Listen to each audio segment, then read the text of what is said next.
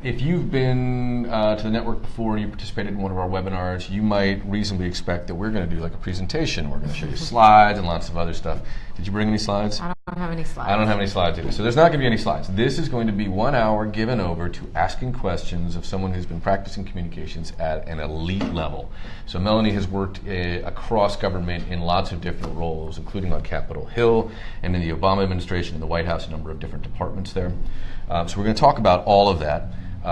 And we're going to take your questions, which you will be able to send to us a couple different ways. So if you're watching this on Facebook Live, you can type those into the Facebook chat box, and we'll get those questions. If you're on Twitter, we are too. ComNetLive is a hashtag. That's a hashtag ComNetLive. You can write your questions in there. She's going to check it out right now. We'll take your questions across the course of the hour. And then, of course, if you're on the webinar technology, that's easy enough. You must know this. If you look in your lower left-hand corner, there's a little box. You can put your cursor in there, type your question. We are seeing it in real time, and we're going to get to as many of those as we possibly can, of course, across the course of the hour, if I can speak today. Okay, so with that sort of laying out the parameters of how we're going to do this and what we're going to be doing, why don't we go ahead and get underway after you finish your coffee. I told her to drink water. This is water, people. She's drinking coffee. Melanie, why don't we start with a little bit about you, just because I know you, and so I'd be happy to sing to the hills about how awesome you are, but it might help other people to understand Capitol Hill, the White House, and beyond now, the NAACP Legal Defense Fund. How'd you get there? Where did you get your start in communications? Where did you first get the bug, and why? And when are you going to come to your senses? I feel like that time is every day. So I would say I got the bug actually in college. I was, I'm going to date myself. I was a senior in college during the 2000 election. That's not that long ago. It's not that long ago, but to some of the audience it might seem like. To Malcolm, your to my child. Your child, my that's a long time. 14-month-old child. Yes, that's a long time ago.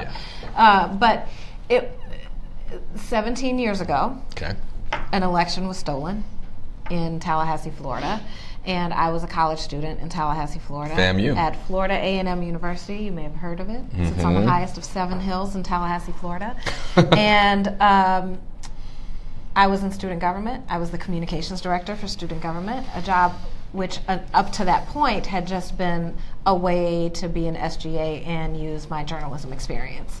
But that the week after the election, SGA organized a number of protests. We had over 500 students who complained of not being able to vote on election day, who had actually tried to vote, and they were sent to the wrong polling location. They had 2 voter ID cards. They were stopped by roadblocks. There were all kinds of real impediments to about 500 people not voting in the election that year. Came down to about 500 votes. And so we protested. Wow.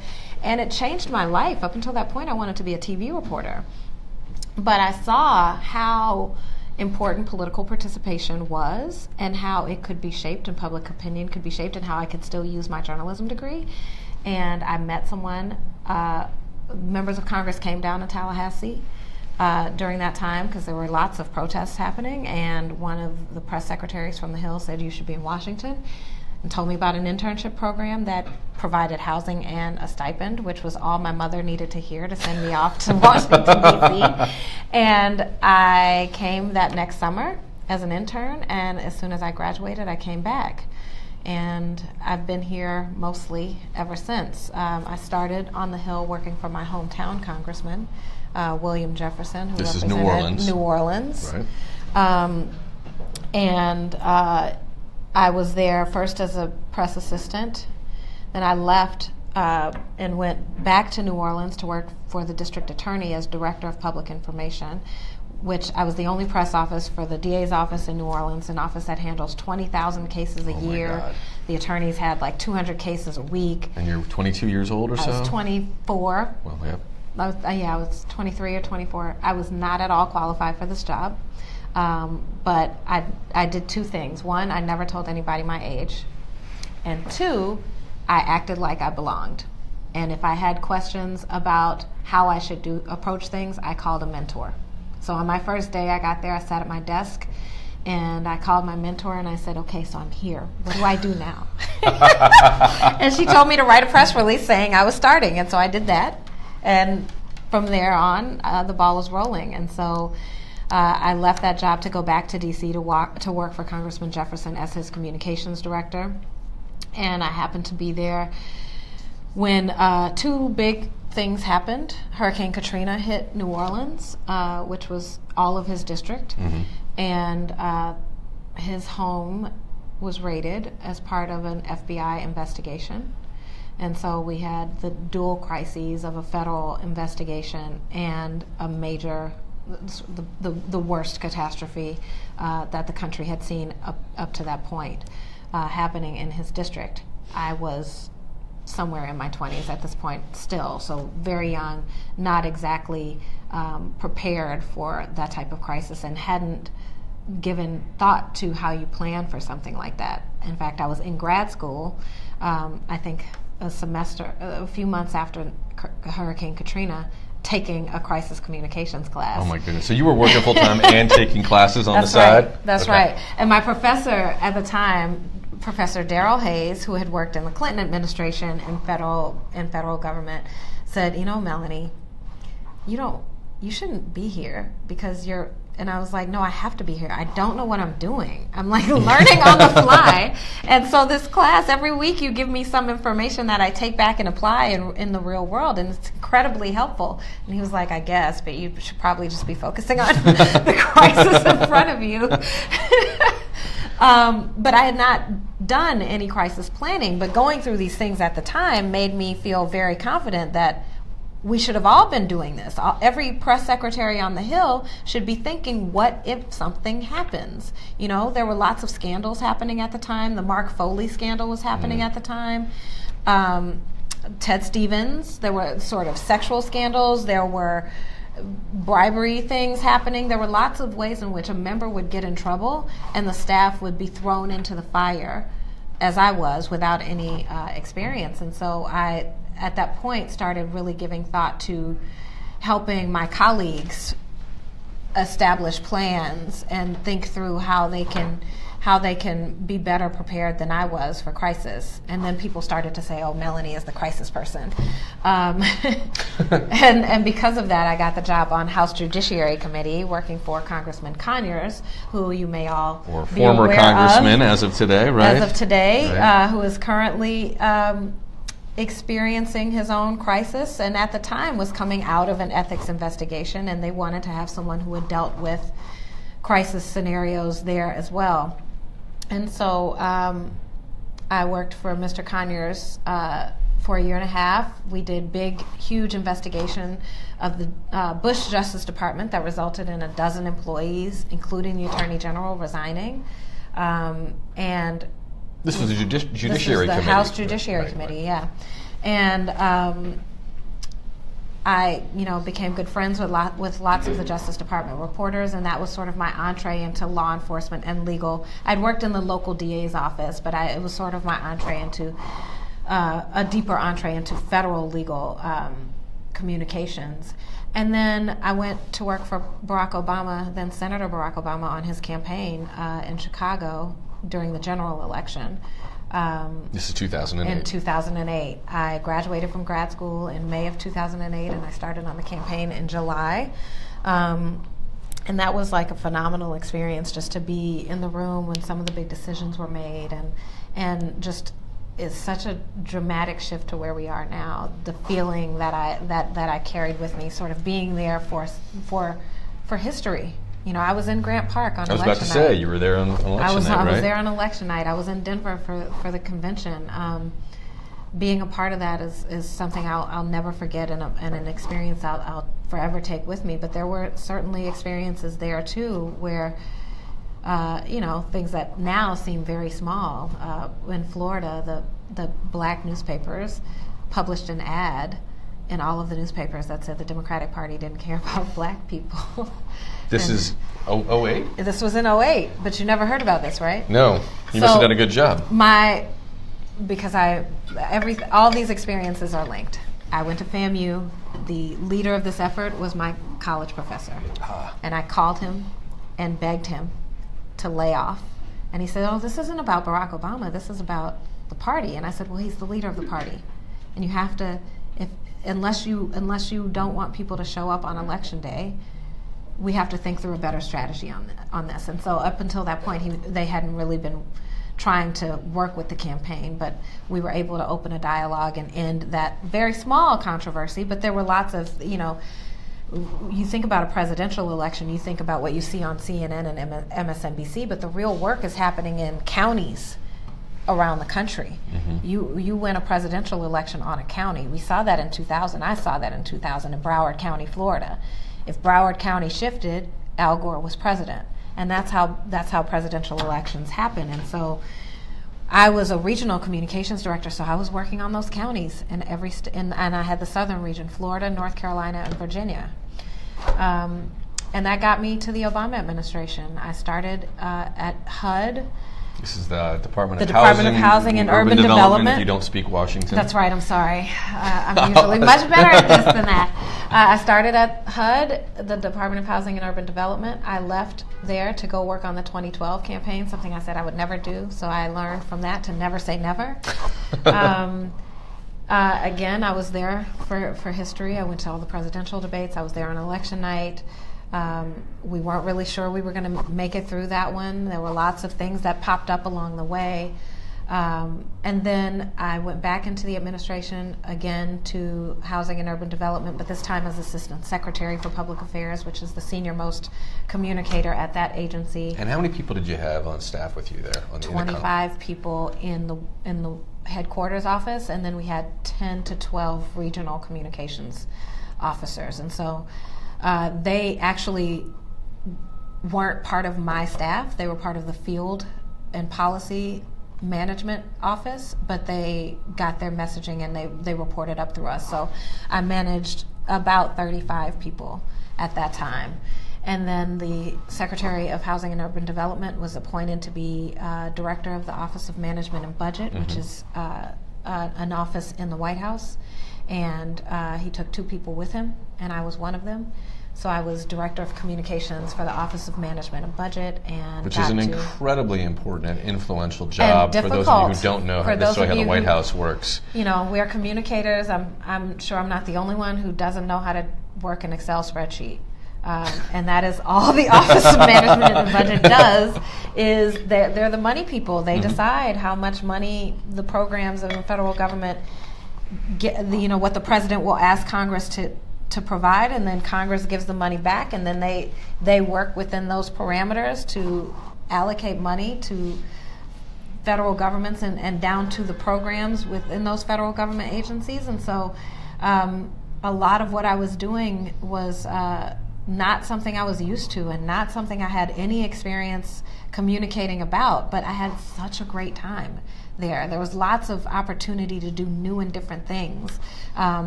We started using Medium. Mm-hmm. OMB had never done Medium posts. We had a very active social media presence.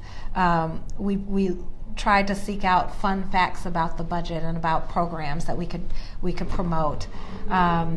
This was part of sort of a larger piece that just as an outside observer of the Obama administration was, through the campaign, lots of people have talked about the campaign's use of social media and the internet to gather people and connect people. But it seems to me one of the really interesting things that the White House did was, and perhaps this was just a function of timing, but in 2009 and beyond, you had Facebook and Twitter, and there was this very real effort, it seemed, from the outside, mm-hmm. that the administration was trying to not only go through traditional media, so going out and appearing on the CNNs or the CBSs or whatever you may be, or New York Times, but also going over and around them, so through the mediums and using Twitter. And mm-hmm. I remember the president sitting in the East Room and doing a Twitter chat with Jack Dorsey, right? Right. Yeah, that was certainly something. Twitter and Facebook grew up with the Obama administration. When we were on the campaign in 2008, Twitter was just a place where people posted press releases. There wasn't a lot of dynamic conversation happening on Twitter. That changed so quickly in 2009. I don't, interest, whatever drives this type of engagement, but it shifted, and people started using Twitter during events, award shows. I remember Michael Jackson's funeral. It was live tweeting the funeral. It was an all-day event, and lots of people were there, and lots of people spoke and performed. Twitter was there, and so as Twitter and Facebook grew and evolved, the Obama administration was learning real time how to communicate in this new era. You know, when I was writing crisis plans on the Hill, Twitter and Facebook was still just a college app, and Twitter didn't exist. And so whatever lessons I had to teach about crisis communications in 2006 are completely obsolete today, and were in my time in the Obama administration. But working at OMB was fun. I left there to go work at the Department of Justice for Attorney General Loretta Lynch, which I thought would be, and it was, just an historic opportunity to go back to sort of my law enforcement justice world of reporters that I'd worked with on the House Judiciary Committee, and at a time when we were looking at issues of police brutality. I started in 2015 there, so a year after Ferguson. The Ferguson report had just come out. We were really looking at police issues. What I learned is, you know, heading into an election year, we were going into the 2016 campaign. I got a lot more than I bargained for there. So not just not just talking about sort of Russia's influence on the campaign and the Hillary Clinton email investigation, but there were a number of mass shootings and terrorist attacks. That's right. In the year and a half I was there, there was one literally almost every month, either a mass shooting or a terrorist attack. I saw this thing not too long ago, maybe you saw this, that Columbine, which still seems like the signal moment for all of us as we watched it unfold in real time on television. I was working at CNN at the time, I remember it very, very well. That is no longer among the top 10 mass shootings in terms of casualties. That's horrifying right. as that is to think That's about, right. that it is no longer one of the 10 most horrific. It obviously is and was a horrific thing, but the there Vegas have been even worse things of it. The worst one, and Orlando was the worst one before that. Yeah. But every time there was a mass shooting, we were engaged, and because the FBI, the ATF report to the Department of Justice, and so coordinating, messaging, working with the U.S. Attorney in whatever district I was in, I was doing all of that, and so my career has been chock full of crisis events, and that brought me to where I am today, the NAACP Legal Defense Fund. After the election, my child was born 1 month before Election Day. Wow. And on election night, my husband and I stayed up the whole night because, you know, we have a kid. We're going to be up every 2 hours anyway. There's no reason to go to sleep. And so we stayed up all night. And, you know, at the end of the night, we were both like, wow, we got to find new jobs first. We're going to be unemployed, and because he also worked in the administration. And then second, the world is about to change dramatically. What do we want to do about it? And so we both spent time thinking about where we might go, where we could be involved in defending critical rights and protections that the current administration would work, and we've seen they have worked to tear down. And the NAACP Legal Defense Fund, which I will note is not affiliated with the NAACP, so that's a conversation for another day about the branding challenges that we face on a regular basis. We've been separate. We were founded as part of the NAACP by Thurgood Marshall in 1940. We've been separate from the NAACP since 1957. And so we are the nation's premier civil rights law firm. We focus on 4 areas: education, economic justice, political participation, and a fourth one that'll come to me which later today. Which you will. Thank you. So what's interesting to me is that in the wake of the election, your entire career has been devoted to doing communications for good, to That's create right. good outcomes.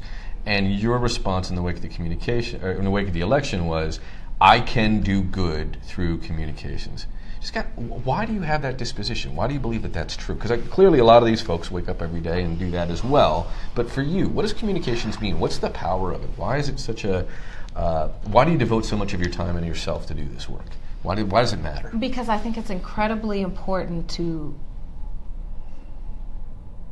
So a few reasons. I think a lot of my positioning is shaped by being a black woman in America who was raised in the South, and narratives about black people, for example, I think are shaped by experience and exposure. And so there are people in this country who have either not ever had an experience with a person of color because of institutional issues like segregation, or if they haven't had positive interactions with people of color.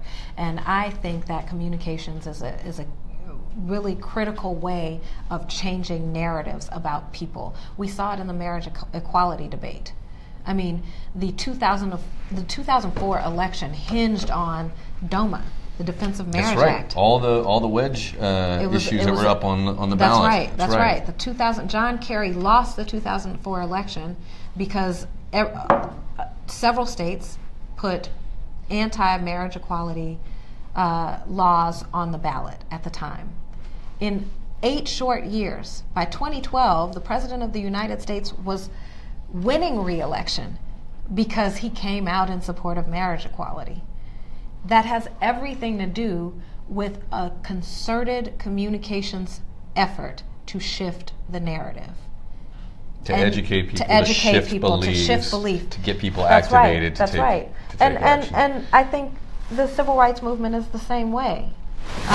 When people were able to see black people on the Edmund Pettus Bridge being run down by dogs and hoses in Selma, Alabama, where neither of us were there. I was not there. We both copped to being old. That's right. I'm not that old.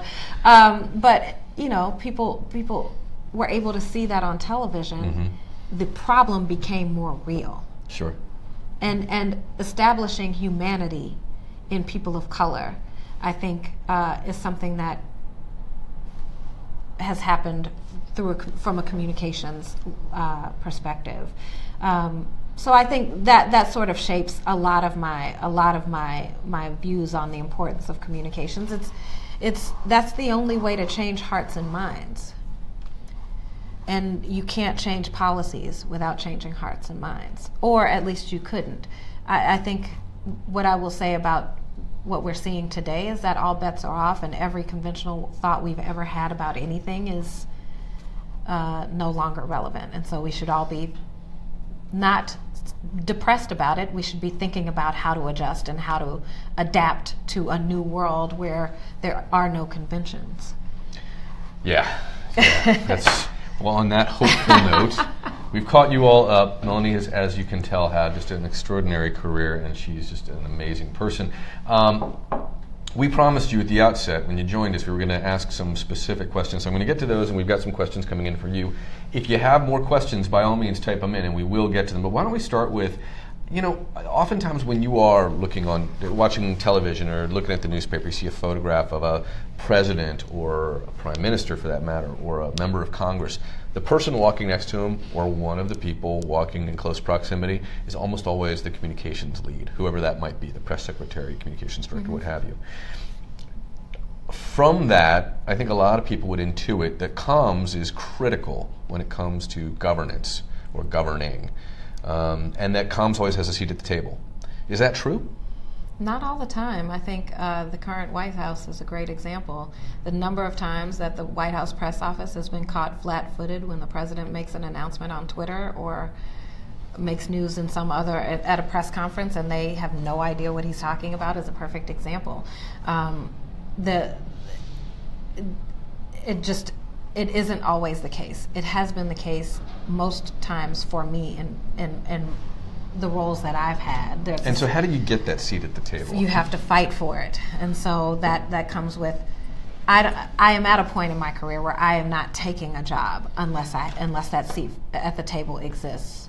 But there are times when you might have that conversation in advance, and in practice it isn't as real.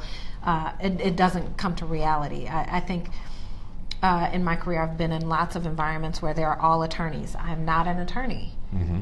And so attorneys, no disrespect or offense to attorneys out there, including those at my current organization who I love. But I have experienced in prior offices, attorneys not wanting anyone who doesn't have a law degree to be in the room. You have to fight, and fighting means showing value, adding value to the conversation, and in order to add value, you have to be producing. And so it may take a few successes, showing the ways in which your communications plan changed or created a narrative that was useful or changed public opinion in some way. It may mean that the organization has to fall on its butt, and you have to clean up the pieces, and you clean up the pieces so well that they say, we can't live without you being in the room. I've seen it happen both ways. But the key is to always be pressing to be in the room. In my very first press job, when I was only 24, working for the DA in New Orleans, he in particular did not think it was appropriate for me to be in senior management meetings. Well,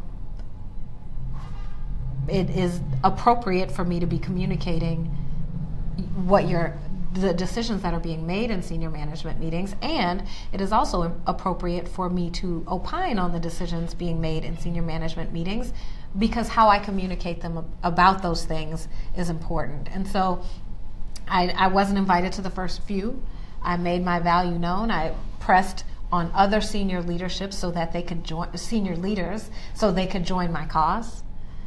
And together we made it important for me to be in the room, and I became part of the senior management team because they recognized that he was newly elected. He had an image he needed to present, and it was important for me to be giving thought to that in the moment and not after the fact. Mm-hmm. I think the critical point is being able to say, I don't think that's a good idea because here's how the public will receive it. And making those arguments in a way that leadership responds to it. So for him, he understood, or I knew that the way he viewed his role was that he would be up for re-election. So all of my arguments to him were made in the context of his re-election, mm-hmm. which was 6 years away, and totally ridiculous way to lead. But it was the button that you pushed. That is the button I knew that would work. And so trying to find those leverage points, how the leadership of your organization understands their role and what messaging is effective to them. You know, as a communicator, you need to know your audience, even when it is the audience in your internal organization. And so let's just press the point a little bit on why it's so important to have a seat at the table. I mean, I often think that, to me, a really great communications team that's functioning at a really, really high level, really efficiently and really effectively, is a strategy team. That they walk in the door with the ability to help shape whatever products or ideas or initiatives are going to come out of those senior meetings. Mm-hmm. Because oftentimes when you don't have communications people in the room and they all come to a decision, if it's writers, they come out with a report. Right? That's right. Whatever it might be, policy folks, they come out with a white paper, right? Mm-hmm. That may not always be the most effective approach to get to the end goal of where you're headed. And I do think that my own perspective is that great comms people are always thinking outcomes focused, right? That's like, right. What do we want? Yes, what do we want? We can find a process to get there, but let's figure out what the outcome is, what the outputs are, mm-hmm. and build towards that. Right. Hard to do that after the fact. Mm-hmm. So fight to get at the strategy table. It also sounds like, from what I'm hearing, you've been fortunate but also mindful that leadership is critical. Like whoever's sitting in that final decision maker's role has to be bought into the idea that communications is critical. That's and that right. doesn't always happen. Doesn't always happen. But that's absolutely right. And I've been fortunate that multiple people, most of the people I've worked for, the principals that I've worked for, the leadership that I've worked for have understood that. I am at the Legal Defense Fund because Cheryl Eiffel understands the power and importance of communications. If you look at her Twitter feed at @seifel at @seifel_LDF, she is a Twitter phenom. I mean, she inherently gets it. And so she knew in this new era, she was going to need a communications team that was functioning at the level that we would need to defend against the attacks on civil rights. And so I am here because she gets it. You know, I think the same can be said for Loretta Lynch and Sean Donovan, my prior bosses at DOJ and HUD and OMB respectively. having people, when you are applying for jobs or looking at changing jobs, thinking about how that person views communications as a function of management or as a supporting function. I think those are the two dynamics. If communications in an organization is seen as a supporting function, it's going to be a lot harder to break through. Mm-hmm. Because you're essentially not much different than the operations folks who are making sure the phones work. Whereas if you're a critical management function, you are part of all departmental discussions impact the work that you're doing, and the leadership knows that. And so you're brought into all those conversations. So when you're having those discussions and interviews or reaching out to new organizations, those are the kind of questions I want to know, and I would ask for sure. So maybe if I can ask you, I hate to put you on the spot, but like a few ideas of, if you don't have a seat at that table, how do you get there? How do you broach those conversations that get you through that door and into that room? I would approach it like a campaign, honestly, and I've done that. So create a ground game, start communicating with the people at lower levels, the worker bees, the people who are producing for the organization, the policy people, the lawyers.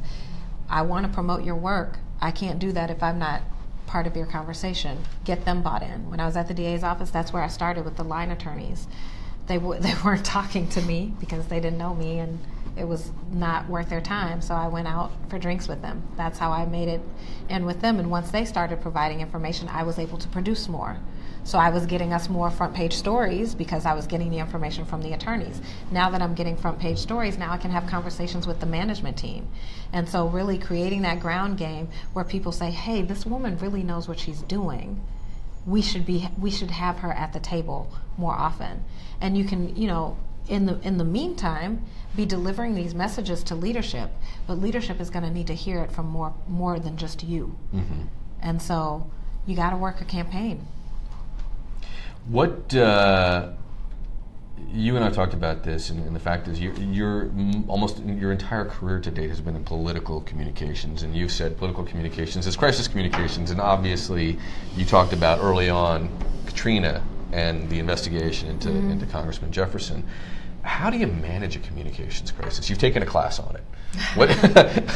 What came out of a textbook and what out of real life lived experience? What are some of the ideas that people need to think about when you're thinking about crisis? So I'll give you a real-time example. There is a wave happening in the world, and it's not just in politics. It's in Hollywood and business, I know where we're going. Yep. And everywhere of allegations of sexual abuse and sexual harassment. And some people seem to be caught off guard by this, but you should not be. You should have a plan. What do you do? What are you going to do? So folks listening right now, wherever you're sitting, you should be thinking about the Me Too movement and be mindful that whether it's someone on your board, leadership, someone lower down on staff, someone you've given an award to at a gala. Yeah. Anybody who falls into the web of relationships that your organization works within. How are you going to communicate about that? What actions will your organization take? Will you fire someone? Will you stand behind them? You don't have to know the allegations. You don't have to know whether they are true, because this movement doesn't care. And how quickly do you have to have an answer in place? How quickly do you have to have an answer in place? Who are the people who need to be a part of that conversation? Usually the board will need to be a part of that conversation at some point. Mm-hmm. Is it the full board? Is it just the chairman of the board and then you present out to the full board? Does the board have a rapid response contingency?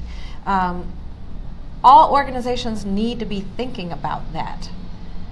And that's not just a political issue. And all corporate entities need. I read today, Kroger has a recall of baby water. Ooh. There was mold in the baby water. That's not good. That's a crisis. That's a crisis. The crises that I studied in grad school were all corporate crises. Red Cross after the Haiti earthquake, for example. And they've suffered a tremendous loss in donations because their brand is damaged. You have to think about how you come back from that. There are lots of case studies on it. Tylenol 20, 30 years ago had a big scandal, and they're a great case study because they handled it well and nobody even remembers that it happened. I don't remember what happened, honestly, as I'm talking about it right now. Yeah, it was the era before tamper-proof bottles, if you That's can imagine. right. So it was a policy That's decision. right. Now every time you buy vitamins or whatever else, they had the little aluminum or whatever plastic seal over it, but prior they didn't. Someone went in and was poisoning Tylenol bottles. That's and right. Several people, I don't know if they got sick or they died, but suffice to say, it was an awful thing. It was an awful thing. And they moved swiftly. They communicated. They let people know it was happening. They pulled everything off the shelves. And they were as forthright and transparent as they possibly could be. And yeah, I think their reputation took a hit in the near term, but the company and the management and the response, the ability to disseminate a message quickly, it is not safe to use our product. We do not want you using it. If it's in your home, get rid of it. If it's on the store shelves and in your inventory, get rid of it. That's we right. will respond quickly. I think the key is, as communications professionals, be the doomsday person. Oh, that's fun. You got to be the person who's thinking of the worst case scenario all the time, because you don't want to be caught off guard with it. It's so much harder to plan a crisis response in the middle of a crisis, and I know because I've done it. When you can be thinking ahead, how would we handle this if it happened to us? And if you see it happening to other people around you, don't be the one that's caught off guard. So have you done this at the NAACP Legal Defense Fund? Have you put together plans for Me Too or whatever it might be that you have your eye on? Well, I don't want to go into proprietary information of the Legal Defense Fund, but I'm a doomsdayer, and I keep plans for all types of scenarios because you have to, because I don't want to be caught off guard. I want to always be thinking of the what if. You know, when I worked on the Hill, I had there are other what if. What if a member of Congress dies while you're there? What are the procedures in the House for everything? For what happens to the staff if a member of Congress dies? Right? I don't know. There are offices that you work with. There are those kinds of procedures that you also want to think through. Not just how am I going to respond, but you want to be able to add value to the management by saying, here are the people who are involved in the decision-making process. Here are the offices you need to contact. Here are knowing each step and having a checklist is really valuable and will be valuable. And it'll be the kind of thinking that gets you at the leadership table as well. What surprised you the most? Going back to the Me Too thing real quickly. What has surprised you the most? Who, in terms of how people are responding either well, or I don't think I've seen too much of that, but or really, really poorly? The state of Alabama. Which my family lives in Alabama currently, and so I am, though not an Alabama resident, feel comfortable saying the state of Alabama and the messaging coming out of the state of Alabama is incredibly disappointing. And it goes back to what I said earlier about there are no conventions left. If the state could possibly elect someone with a recorded history of allegations like what we're seeing from the current candidate for U.S. Senate in Alabama, and if people would vote just because the party needs that vote, that's terrifying and disappointing. And I heard this morning on CNN that candidate has a female spokesperson, not only defending but attacking the female, the women who have been who have launched these allegations, and that's disappointing. And a case where, as you and I were talking about before the cameras were on, the messenger is quite powerful. Right. Who the messenger is incredibly powerful. And so when you wonder how could women vote for this man, a woman told them to.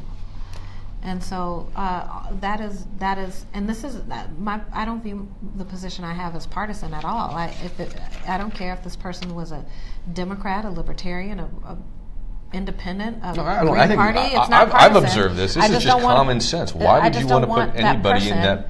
And these are and leadership you think jobs, about it. These are right? leadership jobs. There are college students and high school students interning on Capitol Hill. Those children will be in the room with this person who should not be here. Right. That's terrifying and awful. But it is because we've reached a point where the information is too diffuse and it's hard to follow, and people just end up numb or shrugging. And we as communicators really need to be spending time thinking about how we can change that. We are the ones who can change it. We are the ones who have the power and the tools and the expertise to change hearts and minds. In this case, what are we doing? So that might be a good way to kind of throw up a softball question I hope you'll take a swing at, which is, what are the 3 things every communications leader needs to know or needs to be thinking about? Like, when you come into any particular day, what are you thinking? What are the 3 things you're always armed with as you walk through your day? What are we driving today? So today at LDF, we have attorneys in the Fifth Circuit in New Orleans arguing to maintain the wins we have against the Texas voter ID law. We have our appellate attorney was at the Supreme Court for the Masterpiece Cake Shop oral arguments. He participated in a rally. We did an amicus brief comparing the Masterpiece Cake Shop case to a 1968 case that LDF had in the Supreme Court called Newman versus Piggy Park Enterprises, where the exact same facts, a black man, Baptist preacher, goes into a barbecue restaurant, and the restaurant owner says it's against his religion to serve different races. Same set of facts, different era, race versus so what are we driving is one of the big things. Exactly. So what are we driving? What are we driving today? What are we driving for the rest of the week? On Fridays, it's what are we driving for the next 2 weeks? Where are our people? So knowing that I have some people. When we say people, this means Sherilyn to everybody, Sherilyn staff, to everyone. Okay. Everyone. I have people in New Orleans doing something. I have people at the Supreme Court doing something. I am here. So my staff knows I am here, and I think some of them are tuned in, watching. So knowing where everyone is so that we are amplifying messages coming out from all different directions. What are my long-term priorities? So I have a board in my office that has all the things I need to get done by the end of this month. I have a separate whiteboard that is a calendar that has all my events. So I know I can't. Someone came to me yesterday and said, does the comms have a heavy day tomorrow? And I was like, tomorrow's not an option. Because on my calendar, the block for today was completely full. Like, there was no space to write anything in that block.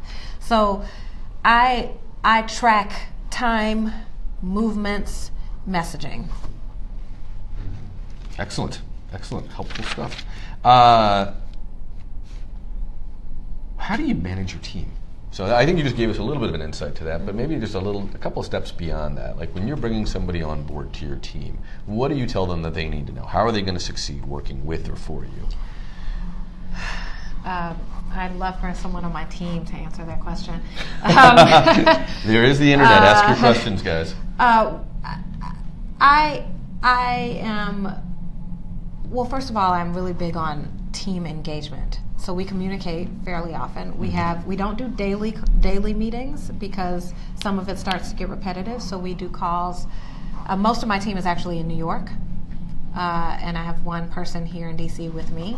And so we do calls Monday, Wednesday, Friday. We do video conferences every other week. Why video? Is that important? So we can see each other's faces. Okay. Because sometimes you need to see body the face. language. Body language is important, and it building rapport is really important to team cohesion. I am such a staunch believer in building a cohesive team. People who can work together will support each other. They will pick up the slack when somebody is not feeling well or needs to take a break, or mental breaks. People need mental health breaks. I support mental health breaks. But if you have a bad team member, nobody's going to want to step up to help that person. And so making sure you have team cohesion, building opportunities for that So, sometimes on our morning calls, we get through the business in 5 minutes, and then we talk about what we did for the weekend, or what plans we have for the holiday, or the concert we went to this week. Just because those are the conversations that help people get to know each other and feel more comfortable. And when people know each other and feel more comfortable, they're more likely to say, "Hey, I have a problem. Will you help me?" And that other person will say, "Sure, I'm willing to help you." And I want the team to work together and to collaborate and to contribute to each other's challenges. And then I like to empower people. I don't want to hold your hand while you're doing your work. I want to be able to turn a project over to you and you do it.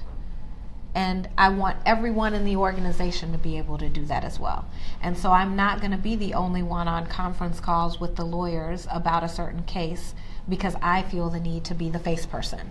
I don't have that need. I want whoever is responsible for that particular issue to be the face person.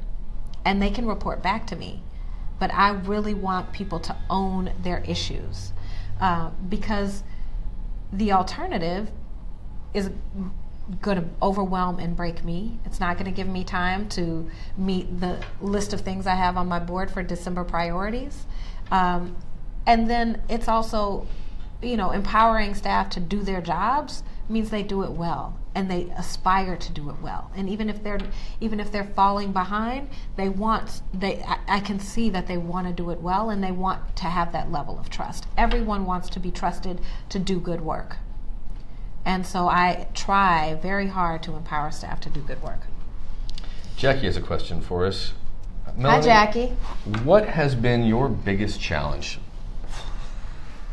We'll leave Malcolm out of this. We'll keep it just professionally. My biggest challenge. Now you have some stuff to choose from. So we could say Katrina. You could say the FBI raiding your boss's icebox. Working through a campaign where you probably got 12 hours of sleep across 6 months. It might be. I don't know if it's my biggest challenge, but I think it was certainly a difficult time in life. Working for Congressman Jefferson after Katrina, while there was a federal investigation, and while I was in graduate school. My first day of grad school was the day that Hurricane Katrina hit. Oh my goodness. You were here in D.C.? I was here in D.C. My family was in New Orleans. Did they evacuate before? They evacuated to a hotel downtown in the French Quarter. Ugh. Right. And so it was both professionally taxing and personally taxing. They didn't get out of the city for an entire week. I couldn't help them get out of the city, even though I worked for the federal government. And so, even once they got out of the city, there were still hundreds of people. My best friend's brother, we couldn't find him. He ended up getting rescued off his roof with a dog and ended up in Atlanta, but we couldn't find him. And there were lots of stories like that. And dealing with the aftermath of Hurricane Katrina, with the cloud of a federal investigation, and still writing papers for school, that was a lot. Yeah, that sounds like that was a lot. What do you think will be the next big thing in, this is a question coming in, what do you think will be the next big thing in communications? Specifically, are there any trends you think are about to take off? So what's the next Twitter or whatever it might be? I don't want to put ideas in your head. So I have an article printed on my desk about changes to Snapchat that I've intended to read. Every person under the age of 21 or so that I know only uses Snapchat. Yeah, Facebook apparently is over. It's over. And young people are almost exclusively on Snapchat. And I use it because I need to understand it. I still don't. But Snapchat is something that I think Snapchat is not the next trend. It'll be an outgrowth of Snapchat. So some functionality. So something to do with imagery or video because of how powerful that is. That's right. Some and filters. People like dog ears and bunny ears, but some functionality that exists in Snapchat, I think, is going to build out in the way that there was something before Periscope. I know what you're talking about. It starts with an M. Yeah, it was a French company, wasn't it? Yeah. Yeah. And everybody said it was going to be the big thing. And yeah, then Twitter launched Periscope. It was like Mongoose or something. Mongoose or was something. It was something with like an that. M. That's right. And everybody said it was the next big thing, but it was. So I think the next big trend will have to launch out of an existing company. Yeah. So. And then what about like virtual reality? Because you talked about hearts and minds, and that's the business that we're in. And I totally subscribe to that idea. Like, I always think that communications can help people understand what they think, what they feel, and what they believe. If you have those three things, chances are you can move people in different directions. But what about something like a virtual reality or video, where you have the ability to convey not only words, because we know, particularly on the online world, people don't read; they skim, That's right. they scan, right? But video is so compelling, and even like a Facebook is investing lots in video because they know how sticky it is, because you can see people, and we're doing this on Facebook Live right now. That's you can right. see our expressions. And I think that until you can use your phone as virtual reality glasses or something. It's going to be hard. Yeah, it's going to be I a challenge agree. to if you have more gear that we all carry enough stuff. Exactly. Unless there's like an attachment for your headphones that wraps around your eyes or something, I think virtual reality is still a long way off. I think the key to engagement is accessibility. That's the thing about Twitter. Twitter exploded because anybody could use it for free. All you needed was a phone or a computer. You didn't even need to have to write proper English, That's right? That's right. And it was short bits for people with short attention spans. You didn't have to engage friends. There's a level of anonymity to it. But it was broadly accessible. It was also considered a conversation, right? I mean, that's right. It was interactive. I'm going to write something, and I may even get celebrity X or Y to respond to me, because that's right. Rather, I don't mind. But it is also a little bit like standing on the street corner shouting. Oh, absolutely. I have deep reservations and skepticism about Twitter. You know, people who claim, people who've been caught up in scandals because they said something insensitive on Twitter, and then people found out where they worked and got them fired. What did you think Twitter was? Yeah. It's not your personal soapbox. It's a public space. And the internet's written in ink.